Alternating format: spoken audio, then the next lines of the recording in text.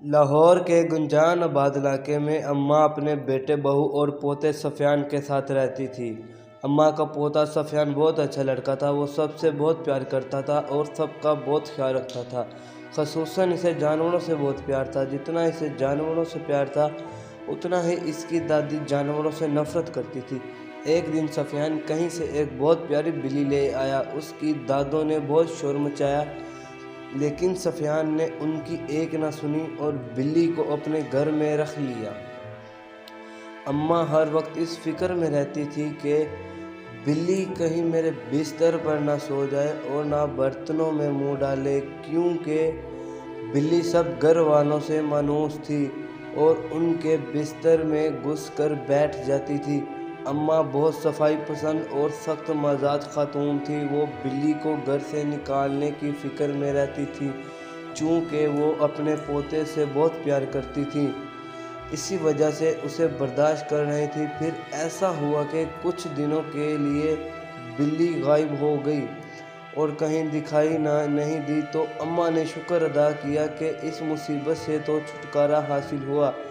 ایک دن اماں سو رہی تھی کہ ان کے کانوں میں ہلکی ہلکی میاؤں میاؤں کی آوازیں آنے لگیں۔ اماں فوراً اٹھ کر بیٹھ گئیں اور ارد گرد نظریں دوڑانے لگیں۔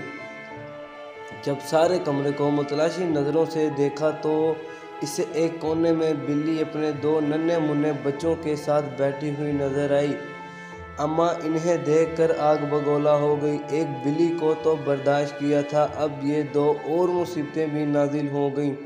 اب میں تو انہیں ایک دن کے لیے بھی برداشت نہیں کروں گی۔ اماں نے ڈنڈا اٹھایا اور بلی کو مارنے لگیں۔ بلی کے بچے ڈر کے مارے ادھر ادھر بھاگنے لگے۔ اماں کو یہ اندازہ نہ ہو سکا کہ بلی بہت سخت بیمار ہے اور وہ مار کھا رہی ہے لیکن بھاگنے کی کوشش نہیں کر رہی اور نہ ہی وہ اپنے بچوں کی طرف بھاگ رہی ہے۔ اماں نے بلی کو اتنا مارا کہ وہ زمین پر لیٹ کر تڑپنے لگی اور اماں کی طرف اداس نظروں سے گھورنے لگی۔ اس کی آواز بھی نہیں نکل رہی تھی۔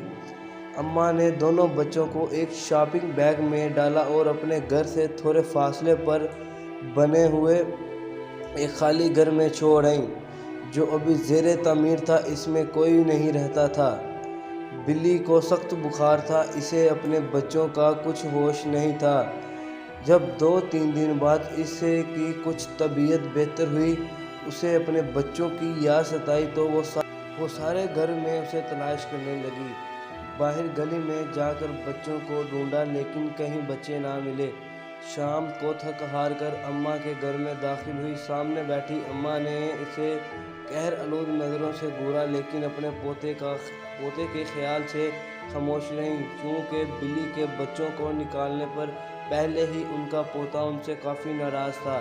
بلی اماں کو سوالیہ نظروں سے دیکھتی کہ میرے بچے کہاں ہیں، لیکن اماں بھی نہ جانے کس مٹی کی بنی ہوئی تھی کہ انہیں بلی پر ذرا بھی ترس نہ آیا۔ بلی کو بچوں کی بہت یاد ستائی تو وہ زور زور سے میاؤں میاؤں کرنے لگی۔ اماں نے ایک بار پھر ڈنڈا اٹھایا اور بلی کو مارنا شروع کر دیا۔ سفیان نے جب یہ دیکھا تو اسے برداشت نہیں ہوا۔ اس نے دادی کے ہاتھ سے ڈنڈا چھین لیا اور کہنے لگا، دادو کچھ تو خدا کا خوف کریں، ایک تو اس کے بچے اسے جدا کر دیے یا دوسرا اسے بھی یہاں نہیں رہنے دیتی۔ اماں نے اسے ڈانٹا اور غصے سے کہا، دفع ہو جاؤ اور جا کر اپنے کمرے میں سو جاؤ۔ سفیان نے بلی کو اٹھایا اور اپنے کمرے میں چلا گیا۔ ابھی اس واقعے کو 2 دن ہوئے ہی تھے کہ اماں کو فالج کا حملہ ہو گیا۔ سفیان کی اماں صبح ناشتہ بنانے کے لیے اٹھی تو انہیں ساس کے کمرے میں ان کی عجیب و غریب آوازیں سنائی دیں۔ وہ بھاگ کر ان کے کمرے میں گئی تو دیکھا کہ اماں ٹیڑھی میڑھی زمین پر پڑی ہیں۔ ان کی ایک سائیڈ مفلوج ہو چکی تھی، بار بار سر اوپر اٹھا رہی تھیں لیکن اٹھ نہیں سکتی تھیں۔ اتنے میں سفیان بھی کمرے میں آ گیا۔ دونوں نے مل کر اماں کو اٹھایا اور بستر پر لٹا دیا۔ سفیان نے اپنی اماں جان سے کہا، یہ بلی کو مارنے کی سزا ہے۔ سفیان کی امی کہنے لگیں، چھوڑو ان باتوں کو، پہلے ڈاکٹر کو بلاؤ۔ جب اماں نے پوتے کے منہ سے یہ الفاظ سنے تو ان کی آنکھوں میں آنسو آ گئے اور انہیں شدت سے اپنی غلطی کا احساس ہوا اور وہ رونے لگی اور دل ہی دل میں اللہ تعالیٰ سے معافی مانگنے لگی۔ اللہ کی لاٹھی بے آواز ہے، انہوں نے بلی کو اس کے بچوں سے جدا کیا۔ اللہ تعالیٰ نے انہیں ایک ٹانگ اور ایک بازو سے محروم کر دیا۔ بلی اپنے بچوں کے لیے تڑپ رہی تھی۔ سفیان نے دل میں عہد کیا کہ وہ بلی کے بچوں کو ضرور ڈھونڈ کر لائے گا۔